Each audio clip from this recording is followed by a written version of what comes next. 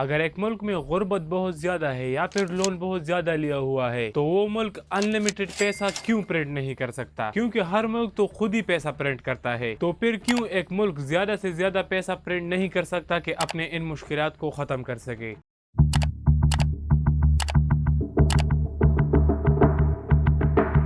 اگر کوئی ملک اس طرح کر لے گا، مطلب بہت زیادہ پیسہ پرنٹ کرے گا، تو اس سے اکانومی بڑھے گی نہیں بلکہ گر جائے گی۔ اس کا سب سے بڑا ریزن ہے انفلیشن۔ پیسہ ہم بدلے میں تبھی دیتے ہیں جب ہمیں کوئی گڈ یا سروس دیتا ہے، اس کا مطلب ہے منی از اکول ٹو ویلیو، اور جب منی زیادہ ہوتا ہے اور ویلیو وہی رہتی ہے تو اس سے ڈیمانڈ اینڈ سپلائی میں امبیلنس آ جاتا ہے، جس کی وجہ سے انفلیشن ریٹ بڑھ جاتا ہے۔ مثال کے طور پر اگر 100 لوگوں کی ایک کنٹری ہے اور اس ملک میں صرف 10 کارز ہے اور ہر کار کی قیمت 15 لاکھ روپے ہے، اور ان 100 لوگوں میں سے صرف 10 لوگ ہی ان کارز کو خرید سکتے ہیں، اس کا مطلب یہ ہے کہ ڈیمانڈ اینڈ سپلائی میں بیلنس ہے، مطلب ہر کار کی پرائس 15 لاکھ ہی رہے گی۔ لیکن اگر گورنمنٹ زیادہ پیسہ پرنٹ کر دے اور لوگوں میں بانٹ دے اور کارز اتنی ہی ہے تو جو کارز 10 لوگ خرید سکتے تھے اب 30 لوگ خرید سکتے ہیں، مطلب یہ کہ سپلائی وہی ہوگی لیکن ڈیمانڈ بڑھ جائے گا، تو اس سے ان کارز کی ریٹ بھی بڑھ جائے گی، جسے انفلیشن کہتے ہیں۔ اس کا ایک حل ہے کہ سپلائی بڑھا دی جائے، اس سے امپلائمنٹ بھی بڑھ جائے گی، لیکن اس طرح ڈیمانڈ کو فلفل کرنا تقریباً ناممکن ہوتا ہے۔ ویسے سال میں 2% جب انفلیشن ریٹ بڑھتا ہے تو اس سے اکانومی کی گروتھ ہوتی ہے، لیکن جب اس سے زیادہ بڑھتا ہے تو پھر وہ اکانومی کو نقصان دیتی ہے۔ ایک بار زمبابوے نے بہت زیادہ پیسہ پرنٹ کیا تھا تاکہ غربت ختم ہو سکے اور اکانومی اچھی ہو سکے، مگر اس سے ان کی اکانومی کافی حد تک گر گئی اور ان کا پیسہ کافی ڈی ویلیو ہو گیا، اور ایک بریڈ خریدنے کے لیے بھی پیسہ بوریو میں لے جانا پڑتا تھا، اور ان کا پیسہ اتنا ڈی ویلیو ہوا تھا کہ ورلڈ لارجسٹ کرنسی بھی انہوں نے ایشو کی تھی، $100 ٹریلین۔